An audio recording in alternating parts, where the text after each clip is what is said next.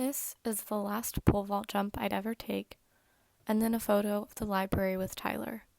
I'm not great with words, but thinking about pole vault reminds me of a part of me that is gone now, and going to the library was a random date idea that turned into an amazing experience.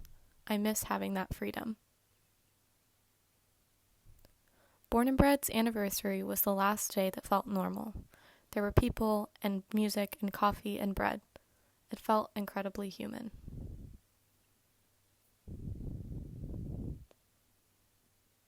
This moment was about a year ago, which is a while before the whole quarantine, but it's the only moment I can remember where I was truly having a good time. Maybe in moments after or before I wasn't so happy, but in this picture in particular, I felt truly joyful. I was living on a farm at the time and had just watched the birth of a lamb.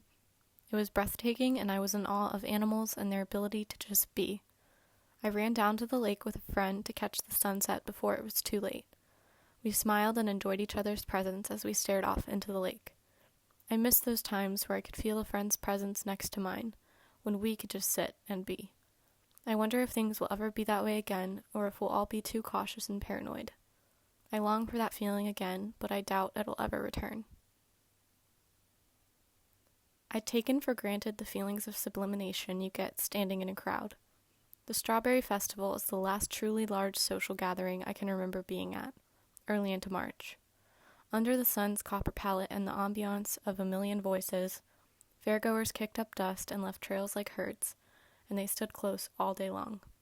Long lines, exhibitions, freak shows, jam-packed concerts. We've all been a part of crowds like those.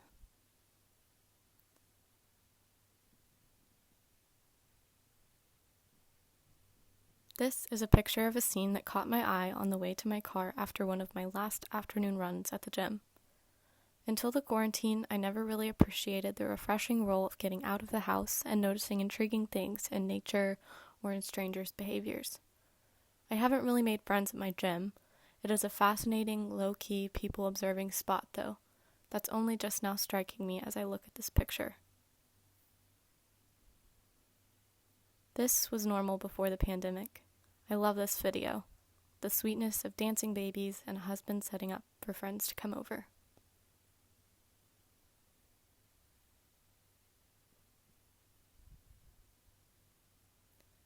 Going to the zoo with my brother Henry on my day off, I couldn't help but look for signs of the virus. But this was before closures, before masks, and I still expected to go back to school on Monday. The place wasn't packed, and maybe people were scared and staying home, but being there felt normal, as if nothing was going on outside. The people who actually had come to the zoo were not afraid, and the experience was the same as if there was no pandemic at all. I could imagine while I was there that there wasn't, and focus my attention on the animals like I normally would. Looking at my pictures now, I certainly wish I could be back there, or doing something similar, experiencing something real, instead of being inside all of the time. On the whole, quarantine hasn't been so bad. I've been able to keep in contact with my friends, and I'm happy to spend time with my family. But seeing these terrible pictures from the zoo reminds me of all the things I'm missing while this mess is going on. My family took a trip to Tallahassee to tour Florida State on March 11th. At that point in time, I really had no idea I'd be going to school there. My brother Jack and I left class early that Wednesday. I was obviously unaware that it would be my last day of high school. I remember being frustrated that I couldn't check out earlier in the day. I was anxious about going up to Florida State. I hadn't slept the night before. I didn't want to be at school. I wish I'd enjoyed it as one should enjoy a last. We went to eat dinner as a family once we got to Tallahassee. Jack and I pet this cat and talked to a few strangers while my parents waited inside the restaurant for the table. The food was odd, but it was nice. Our server leaned in close when we couldn't hear what he was saying because of all the noise coming from the group seated around us. No face masks, no conversations about the virus or about the things it was affecting. We just talked.